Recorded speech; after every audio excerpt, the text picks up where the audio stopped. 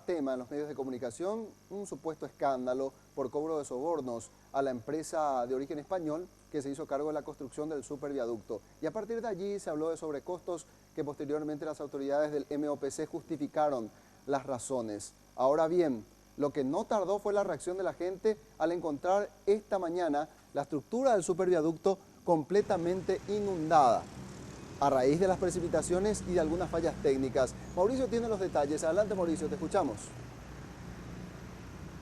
Así es, compañeros, y nos encontramos aquí en la zona del superviaducto, donde en horas de la mañana se registró una situación bastante particular. Aproximadamente a las 5, cuando se dio la parte más importante de la tormenta que se registró en horas de la mañana, se inundó el túnel que pasa por debajo de este viaducto y recordemos, sale por ambos lados de la avenida Madame Lynch. Esto por supuesto generó una repercusión bastante importante en los internautas, sobre todo, que decían que se había convertido en un túnel subacuático como los que hay en otros países, o bien un moderno sistema que te limpiaba el auto a medida que uno pasaba por este lugar. Finalmente hablamos con uno de los ingenieros aquí de la obra que nos explicó qué fue lo que pasó y que se solucionó esta situación en aproximadamente media hora, cuando llegaron los técnicos a accionar de forma manual la bomba para sacar el agua. Esto es lo que decía uno de los ingenieros más temprano aquí en este lugar.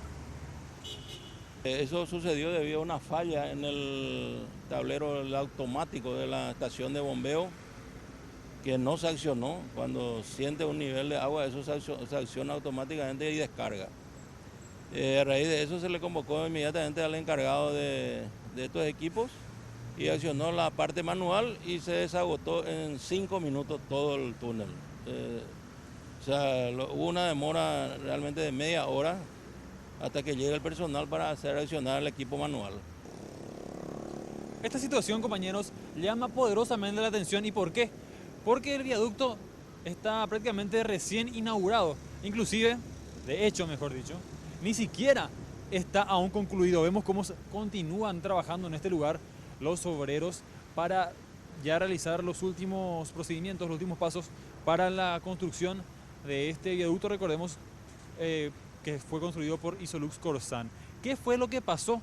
Es lo que quieren saber ahora los ingenieros, teniendo en cuenta que hubo otras ocasiones también donde se registraron importantes tormentas, importantes caídas de agua y no ocurrió este mismo incidente. Esto también es lo que decía más temprano el ingeniero aquí en esta zona. Está llegando la gente de la empresa que proveyó el equipo y la instalación eléctrica de esos tableros para hacernos un informe si qué falló, si hay un defecto de equipo. No entendemos porque tuvimos 3 eventos anteriores de lluvia muy grandes, mayores a esta, que funcionó perfectamente el automático. Entonces, vamos a ver qué pasa. Bueno, este es uno más de los inconvenientes que presenta esta obra construida por Isolux Corsan. Recordemos, esta empresa que tiene problemas en varios países y que también está siendo investigada. Aquí en nuestro se hablaba ya hace algunas semanas de fisuras en la estructura principal y ahora también nos encontramos con este nuevo inconveniente, que es el fallo de las bombas para extraer el agua de la zona baja cuando se dan este tipo de tormentas. Según los ingenieros, esto ya no debería ocurrir una vez que se revise el motivo por el cual se dio esta falla. Pero bueno, es cuestión también de esperar y ver si es que en las próximas tormentas esto realmente se soluciona. Por el momento es todo, compañeros. Volvemos a estudios.